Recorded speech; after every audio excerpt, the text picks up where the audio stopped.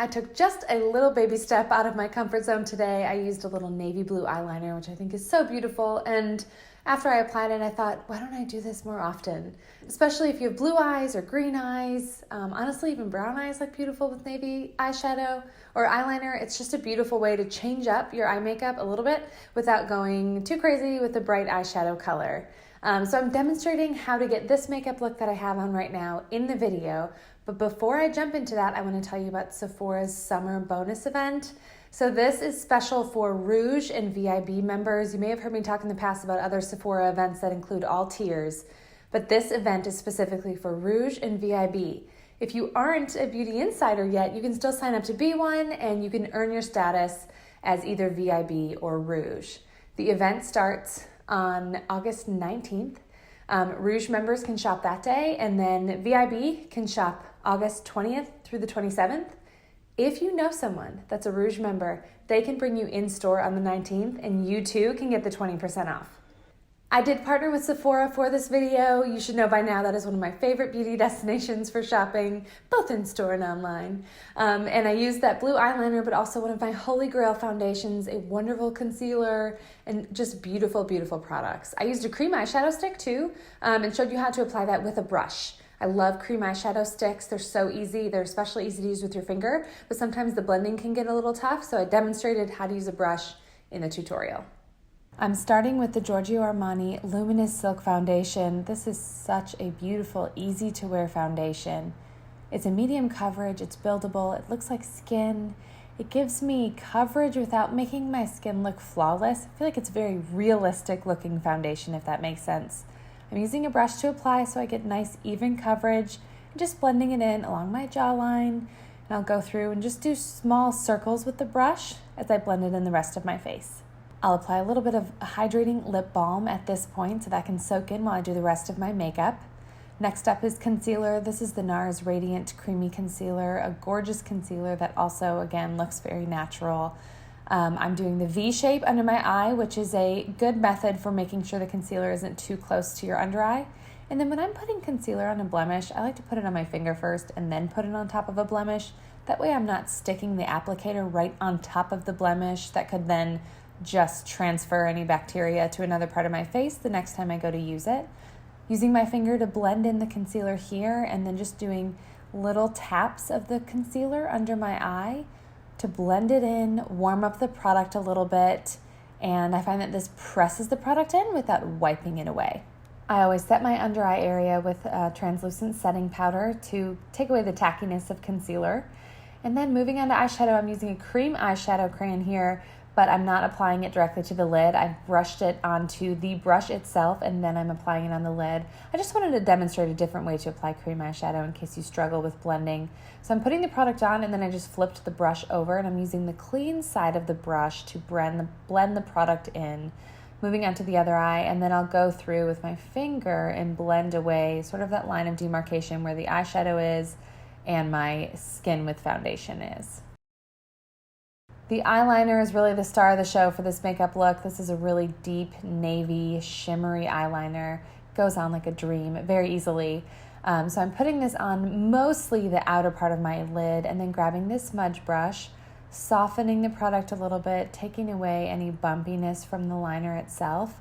And then I'll pull my lid out a little bit and create the tiniest little cat eye. I like to do this just when the rest of the eye makeup is pretty straightforward.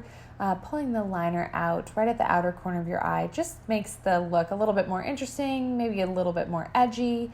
And since the eyeliner is the star of the show, I thought this is a great opportunity to just flick it out a little bit. Moving on to eyebrows, I'm using my favorite product by Anastasia. Honestly, so many of her brow products are very good, but this pencil is just super easy to use. I do have to sharpen it pretty regularly, but I'm filling in where eyebrow hair would be if I had a little bit more eyebrow hair to work with. I really don't like a dramatic eyebrow, and I do feel like following the shape that they would grow in naturally is sort of the safest bet when it comes to filling in your eyebrows. Picking up an eyelash curler, I'm just giving my lashes a little bit of a bend with this, and then I'll use Benefit's Roller Lash Mascara. It is my favorite mascara for sort of a first coat. It gives my lashes a lot of curl, it holds them in place, gives me definition, maybe a little length, not a lot of thickness. So you'll see I'll use a different mascara after this roller lash coat dries to kind of add in some thickness after the fact. This is Bobbi Brown's Eye Opening Mascara. You can see how enormous the brush is. I really only like this mascara as a second coat. So the duo of Roller Lash and Eye Opening Mascara, first one's Benefit, the second one is Bobbi Brown. It really is a match made in heaven, but they definitely need to be applied separately. So that's kind of my trick. Roller Lash first, Eye Opening Mascara second, and I change up the second mascara I use quite often. Like NARS Climax Mascara was really good, and then I've used the Chanel Mascara that is also really good. But that's my trick. In case you're not getting everything you want from a mascara, try using 2 different mascaras. Moving on to the lower lash line, I'm grabbing the same smudge brush that I used with the upper eyeliner, putting more product on the brush itself, and then pressing it into the lower lash line. This is a really soft effect. You won't run the risk of having the eyeliner look too heavy because you're applying it with a brush. So you can just smudge it in until it's dark enough as you are going for here. And then I'll just do a little bit of Roller Lash Mascara on my eyelashes right at the bottom. Moving on to some contour. I'm picking up a Charlotte Tilbury palette. The Bronze and Glow Duo is such a beautiful palette. I'm just using the bronze side, and I'm not doing a strong specific contour. As you can see, I'm really just adding warmth and a little bit of darkness to the outer parts of my face and sort of underneath my cheekbones, but again, really not being very specific with it. The highlighter I'm using is a beautiful highlighter by Laura Mercier. It just glows, and you'll see in the photos if you go visit the blog post, the highlighter just absolutely glows without looking glittery, and that is key. I would hate to have glitter all over my face, so this highlighter is just a beautiful option if you're looking for a highlighter. I love the color payoff of the Charlotte Tilbury Chic to Cheek blush. There is a outer ring that's one color and then a center pop color that's a different color. So both of the colors work beautifully together. You can kind of control how bright you want the blush, and it looks gorgeous on the skin. For lipstick, I'm using the Charlotte Tilbury Pillow Talk Lip Liner, and that's it. I actually find the Pillow Talk lipstick to be too dark for my taste, but the lip liner is a little bit lighter, and I like lining my lips with it and then just going ahead and filling in my lips with the same color, and then I'll finish with either that Laneige balm or just a clear lip gloss, but that is the lip color that I'm coordinating with the rest of this look. If you want to, you can line your inner rim with some of that same eyeliner, but you certainly don't have to if that bothers your eyes. I hope you enjoyed watching this makeup demo. If you're interested in any of these products, I will link them at the blog post. You can find a link to that blog post right below this video if you're watching it on YouTube in the description box, or if you're watching this within the blog post, all of the products will be linked right at the bottom of the post.